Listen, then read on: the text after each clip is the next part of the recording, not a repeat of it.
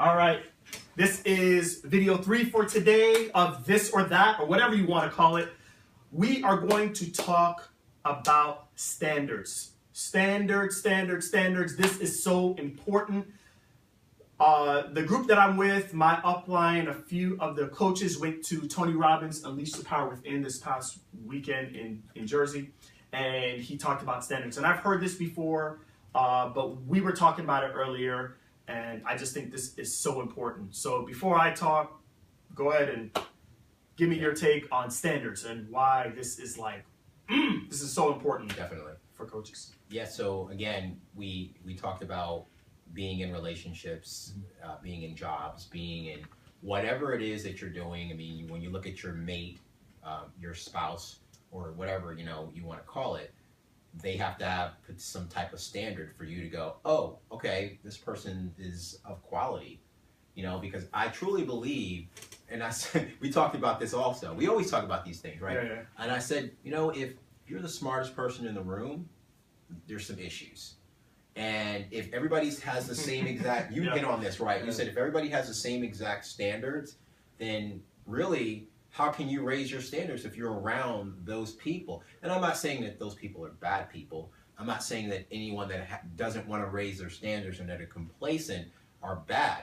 I'm saying if you want to take you to another level, then you have to step your game. You have to, just like when you were in a relationship, or when you were trying to enter a relationship, or when you were looking at that person that you have been with for years, or maybe, I don't know, I mean, whatever it is, as far as relationship goes. And I use relationships because pretty much I don't care how many ways you slice it, whoever you decide to be with, that person has to have some pretty high standards.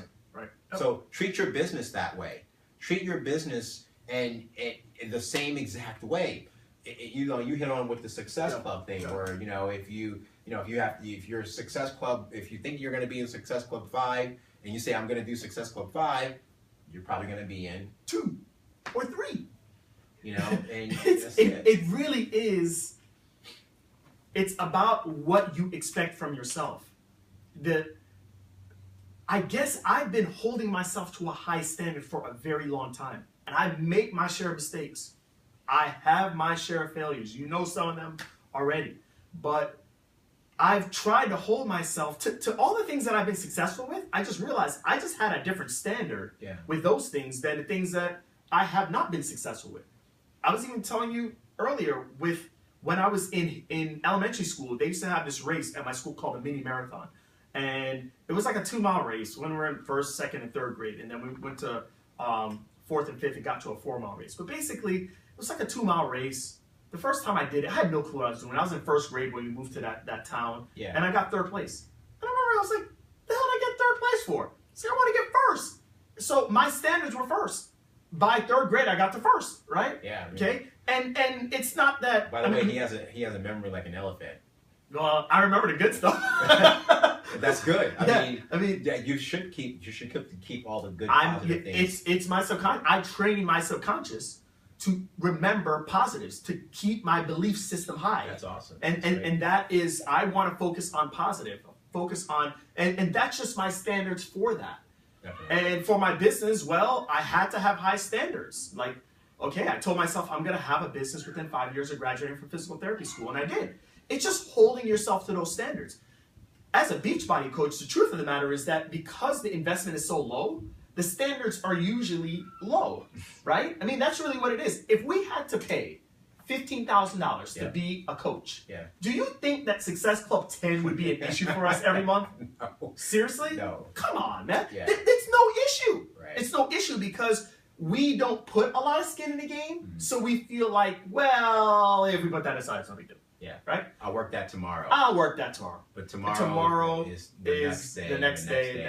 Right. And you end up doing nothing. And if you don't do anything, is it really that big of a deal? No, it's $15.95 a month. Who cares? Right? Shakeology, I'm going to do it anyways. Right? I mean, so the standards are just low.